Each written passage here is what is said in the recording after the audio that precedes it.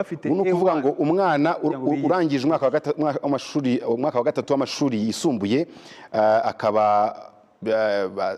ajyanywe muri TTC, azagenda yiteguye kwiga imyaka 5 aho kwiga 3 yari imenyerewe. Yego ni ibyo ngibyo. Ariko mwabyumviye rero ni amakuru mashyashya mbazaniye, ni amakuru cyangwa se n'ushaka kubyita itangazo riturutse muri Minisiteri y'Uburezi, ni mu gihe ari ibyavugiwe mu kiganiro n'itangazamakuru, aho Minisitiri w'Uburezi yari yagiye mu kiganiro n'itangazamakuru mu kanya gato gashize, akaba atangaje ibintu byinshi, akaba atangaje impinduka nyinshi, akaba avuze byinshi bigiye bitandukanye, ni nabyo tugiye kugarukamo muri iyi video. Ndagira ngo nimba ari bwo bwa mbere ugeze kuri uno muyoboro, ubanze uri aho hasi handitse subscribe hakande, kandi ugende unakande kuri iyo like, ujye naho muri comment ubanze utubwire. Twabibukije yuko turabitsaho yuko abanyeshuri bakoze mu wa gatatu, abantu mutabashije gusobanukirwa n'ubundi n'amashami mwahisemo, muzajya mujya aho hasi muri comment mutubwire ubundi tubasobanurire. Ntabatindiye rero, mu byavugiwe mu nama ni itangazo rireba abanyeshuri bose, ababyeyi bose,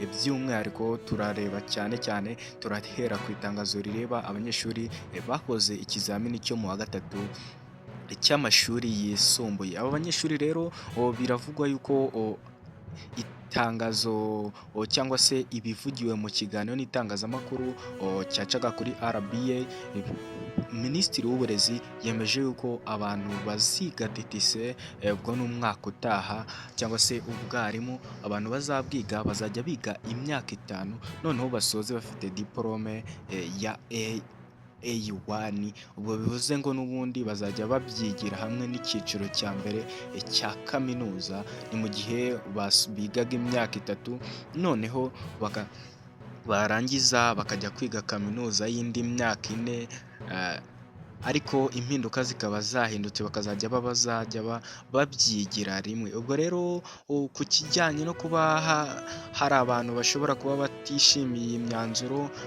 wenda nk'umwana wari warabihisemo yarangiza akumva atazabishobora, Minisitiri w'Uburezi yavuze yuko guhinduza bizaba byemewe, yavuze yuko guhinduza bizaba bikunda, kandi yavuze ko n'abifuza kuzajya muri iyo TTC naho bazagenda bakajyamo, naho bizaba bikunda. Si ibyo gusa kandi, Minisitiri w'Uburezi yanatangaje ko impinduka mu masaha, abanyeshuri bazajya biga kuva mu gitondo saa 2 nk'ibisanzwe, bakageza isaha y'isa 9:30 za nimugoroba.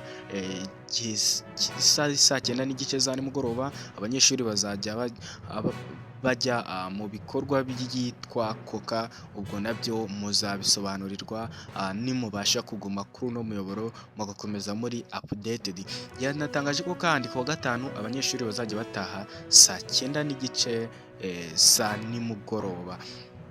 Si ibyo gusa kandi, irindi tangazo n'ubundi rigenewe abanyeshuri bose ndetse n'abarimu, ni uko uno muyoboro ari wo uzabagezaho uburyo bushya bwo kureba amanota.